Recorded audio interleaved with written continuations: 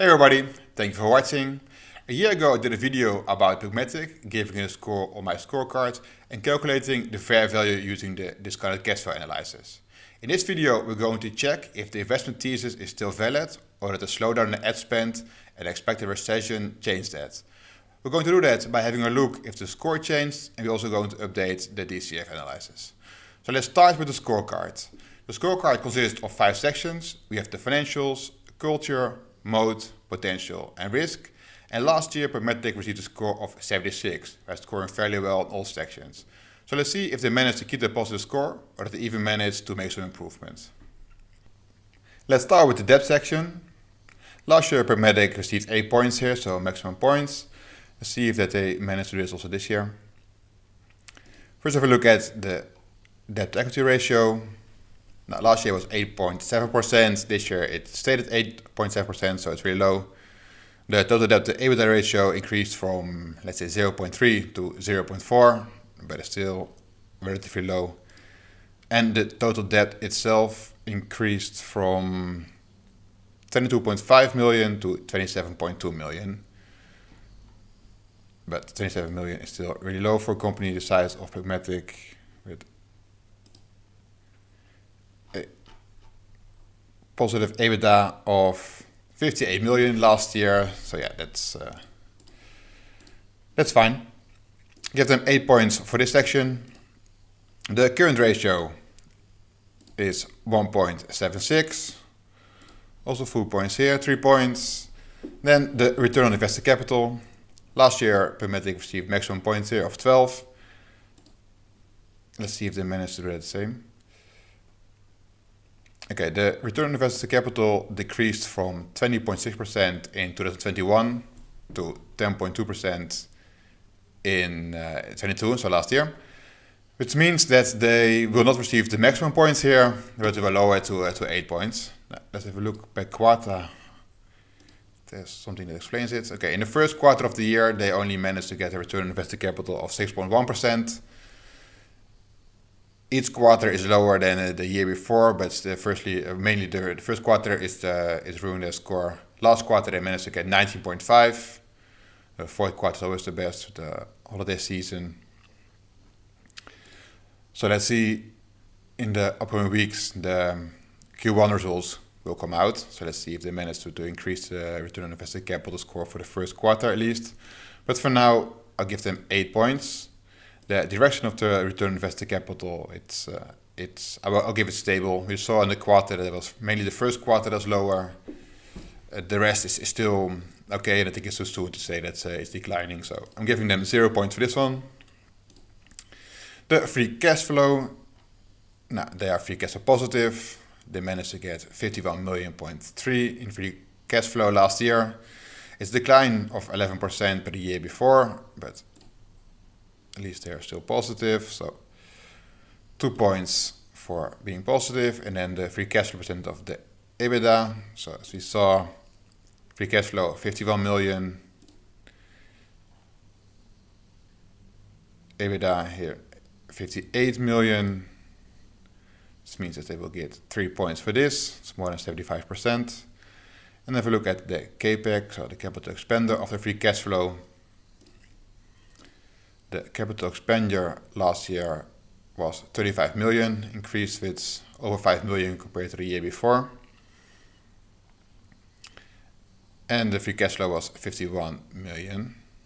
So that means that it's between the 65 and 80%. So the capital expenditure of the free cash flow gives them a score of -1. So total for the financial section, they have a score of 23. It's a decrease of 6 points compared to the year before, mainly because of the return on invested capital, 4 points, and also because of the direction of the return on invested capital. So that's already 6 points there. Let's see in the upcoming quarters if they manage to increase it again. But for now, it's definitely a decrease from last year. Let's continue with the culture section. First, the CEO experience and track record. The CEO of Pubmatic is Rajiv Goel. He's also the founder of Pubmatic, so I'm giving him full points here, 6 points. I trust the CEO to act with integrity. Well, I have no reason to believe otherwise. Seen quite some interviews and conference calls with him. and I think he's very suitable to be the CEO of Pubmatic, so 0 points here. Then the CEO pay compensation is reasonable and based on long-term success, and also the stock-based compensation. So last year they get 0 points for this, mainly because I thought that the compensation was quite steep, but at least it was based on long-term success. So that's why I gave them 0 points instead of -4, and let's see how they're doing this year. So the base pay is 550,000. There's also a bonus plus incentive of close to 1.4 million, giving a total cash compensation of close to 2 million. Then there's a stock award plus an option award, which means that the total equity is above 6.6 million, which is a lot. And together, total compensation of 8.6 million. Now, I think that's quite a lot, I would say. Then have a look at stock-based compensation. I can see that the trend is definitely not good. The stock-based compensation was 2 million in 2019, 3.5 million in 2020, 14 million in 2021, and last year it was above 20.5 million. If you have a look at the stock-based compensation as percentage of the free cash flow, you can see that in 2021, 24% of the free cash flow was used for stock-based compensation, and last year it was already 40% of the free cash flow is used for stock-based compensation, which in my opinion is way too much. That the money should be used for other things and not for using as a stock-based compensation. So I'm going to deduct 2 points here.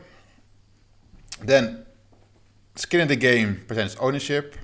In the video I did last year, I really dive into the SEC filings to show that they have 37% of the shares is still owned by the founders and the management board. So if you want to see how I did that, please look for the other video. For here, I'm going to give them 6 points. The management rating, go for Pubmatic in Glassdoor. And we see that 82% will recommend it to a friend, 90% approved of the CEO, and there's a total score of 4.4, which is really great. So I'm giving them full points here, 7 points. Then the mission statement. The mission statement of Pubmatic is still the same. It's Pubmatic views the endless potential of internet content creators. Now, I think it's inspirational. I think it provides optionality. I don't think it's that simple. So for that reason, I'm going to deduct 1 point, 3 points, same as last year. Let's have a look at the insider buying and guru buying. I know last year it was not owned by any gurus. Let's see if there's any change. Well, honestly, I don't think so, because it's probably way too small. Currently, Pubmatic has a market cap of around 750 million. That's way too small to be owned. And as you can see here, it is also not owned by any major hedge funds. Let's see, have a look at the insider buying or selling.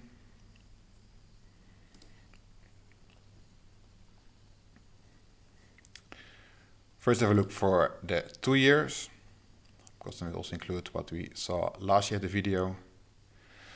So if we look for 2 years,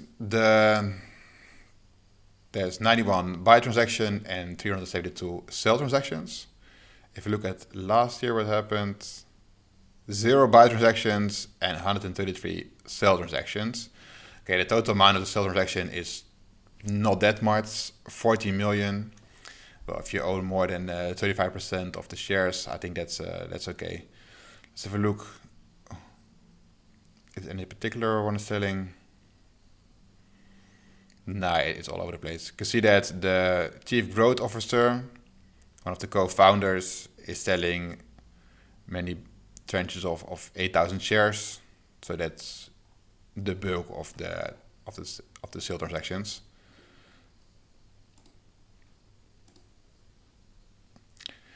I'm not going to deduct any points here, but also not at anything. There was 0 buy transactions last year, so I'm going to give that 0 points. Which means that I scored 20 points for the culture section, which is 2 points less than last year, but it's not that bad. It's still a great place to work. They still approve of the CEO. The only thing is that the stock-based compensation, that's definitely something that I'm going to keep my eye on and to see if at least as a percentage of the free cash flow that's decreasing. So for now, 20 points, 2 points less than last year. So let's continue with the mode section. Last year, Pubmatic had a score of 21 in the mode section, which is quite well. So first, the network effect product ecosystem. I think for this section, it's important to give a little bit more information about Pubmatic. If you want full information or at least more like a deep dive, please have a look at the video I released last year. But for now, some information. So as you probably know, that Pubmatic operates as a cloud-based supply-side platform for programmatic advertising. It's a highly fragmented market, but the company is unique in a way that it owns and operates its own ad serving infrastructure. Now, most of the peers lean on public cloud hosting giants like Alphabet, Microsoft, etc.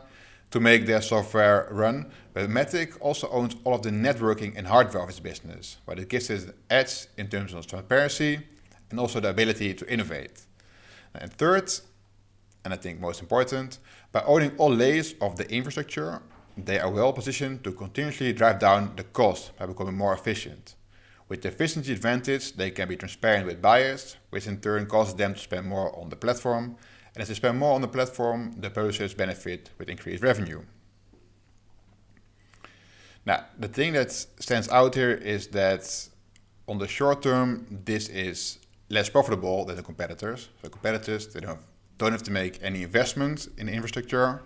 They can just rely on Alphabet and Microsoft. But Pubmatic in the short term have to have quite a lot of investment, so the capital expenditure is quite high. But in the long term, they can become more efficient than the competitors. So the cost per advertisement will be a lot lower than the competitors. That's why they have a great competitive advantage. If you look at the scorecard, so for the network effect, it is that more publishers will come to Pubmatic. The more publishers who come to Pubmatic, the more efficient they can be. So that's why they lower the cost, and with the lower cost, more publishers will come to Pubmatic. So for this one, giving them 6 points. Then the switching cost. Well, it takes time, effort, and money to transfer platforms. So once the advertiser is set on Pubmatic, they're not going to switch away. I mean, they can lower the ad spend, which is something that's happening right now and also happened last year a little bit. That is something else, but they're not going to move away. So for this one, I'm giving them 10 points. 10 points. Then the durable cost advantage. Well, that's what I just discussed about the owning the own infrastructure. I'm giving them 6 points for this. Then you have the intangibles, premium brand, patent, trade secret or license. Giving them 0 points for this. I mean, the trade secrets is the own infrastructure, but I cannot give them points on this for every section, so let's give 0 here. Counter positioning. Competitors will be harmed to adopt a business model. Well, if competitors who now rely on, let's say, the Alphabets and the Microsoft of this world are going to create their own infrastructure, they definitely will be harmed on the short term. On the long term, they're behind Pubmatic, but they might at some point be able to catch up. But for now, I would definitely be harmed. So I'm giving them 3 points for this. And then on the coordinate resource, I'm giving them 0 points. I give them 25 points on the mode, which is an increase of 4 points compared to last year. They have been a little more flexible, giving them a little more points for owning their own infrastructure, mainly because they keep announcing in their conference calls that their market share is increasing. So even though that the revenue this year didn't increase with that much, but still they announced that their market share from, let's say, a couple years ago was 3%, and every year it's like 3.5%. I think now they said that they already want 4.5% of the market, so that's definitely going the right direction. And the bigger they get, the cheaper they can produce, or the more efficient they can be. Then on the potential, optionality, Last year I gave them 4 points for this. Right now, I'm going to increase that to 6 points. First of all, I think that last year on a lot of the segments that they're working on, it was quite small. I wasn't really sure if they're going to be successful. But right now they work on Connect, they have Open Web for CTV and mobile app, they have private marketplaces, CTV monetization, they have AG specific solutions and infrastructure upgrades. So they're working on many things at the same time, all in the ad segment. So there's a lot of optionality nowadays. Give them 6 points for that. On the risk, this is quite interesting. So first, the industry disruption, no reduction, same as last year. Binary event, also not, 0 points. Then for the customer concentration, last year I give them a -4. They mentioned that the biggest client they had, Verizon, and I think a couple years ago it was 20%, 17%. I think the last time they mentioned it was 14%. So I gave them -4. Now I had to look if it was still Verizon, but in the conference call they did for the full year 2020, the managed, so in particular for the years ended December 31st, 2020, 21 and 22, it was 13%, 17% and 20% for the biggest client, which is Yahoo. So it's not Verizon anymore, but it's now Yahoo. And also they were able to decline the customer concentration from 20% in 2020 to 13% last year. So it definitely is going the right direction also for this one. So already they did it for Verizon to be less impacted by one client. Now also Yahoo is their biggest client. They already were able to be less reliant on this one.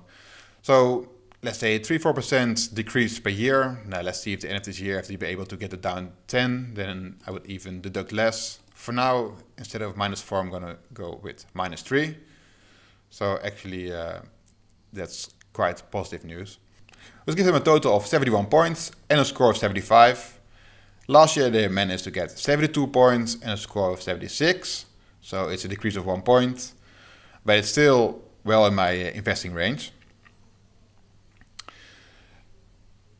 If you look per the section, it's mainly the financial section that they lost 6 points, mainly on the return on invested capital and also the direction of return on invested capital. So let's see if they're able to increase that over the upcoming quarters. Then they would even be able to increase the score a lot, and even better than the 75 that already is. And I gave them more points on the mode section. So from 21 to 25, I'm really impressed with the mode of Pubmatic, and it's also one of the things that I really like about them. Let's have a look at the discounted cash flow analysis. Last year they had a growth of 13%. For this year I expect them to only have a growth of 2%. It's also something that they mentioned themselves in their conference call. And by the end of 2032, I expect them to have a revenue around 941 million. The gross profit last year was 65.9%. That's been around that number for the last couple of years. So it's also something that I expect going forward. For this year, a little bit lower because of the upcoming recession and the lower in ad spend. But for the years after, I expect that number to pick up. And 75% is also one of their goals. So I expect them to reach that by 2027. And then continue around that number for the remaining of this analysis. The selling, general, administrative and marketing costs, trend has been declining. Last year it was 44% of the revenue, and that's just continuing from 43% of the revenue to 35% of the revenue in 2032. Research and development also declining over the years. I hope it doesn't decline too much, because it's not that they spend that much on the research and development. So I like that number to be around the 7-8%. But I have it declining to 6.5%. So let's see how they're doing that over the upcoming years. The EBITDA was 58 million last year. EBITDA margin of 22.73%. And going forward, I have the EBITDA margin expanding from 23% to 41%. Free cash flow positive all 5 years. Last year 51 million free cash flow, as we saw before. The free cash flow percentage of EBITDA of around 77.5%. The last 2 years they managed to be higher than that, but let's be a little bit conservative here. So give them a free cash flow of 300 million by the end of 2032. Shares outstanding. Last year they had 56.9 million shares. It was only an increase of around 0.5%. I was expecting actually quite a lot more than that, so it's good to see that they have a focus on not increasing their share amount a bit too much, so that they definitely keep an eye on not diluting the shareholders. So going forward, I have that increasing with 1.1% per year, which gives it around 60 million shares by the end of 2032. Then the cash and the debt. Cash will increase to around 240 million. Debt will increase to around 70 million. I say it in most videos, but they do have the cash to pay off the debt. And with increasing interest rates, it might be more sensible to pay off the debt. But let's see. For now, I have it slowly increasing to 70 million. The return on invested equity and the return on invested capital, like I saw before, it declined last year, but still both numbers are fairly okay. And then here the enterprise value EBITDA multiple. So last year that was 12, was more in line with the 2022. So now with average of 16.2, but it's only for 3 years, so it's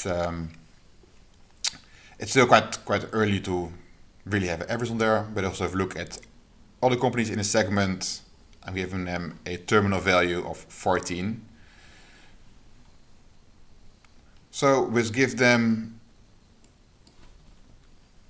an enterprise value of 5.4 billion by the end of 2032.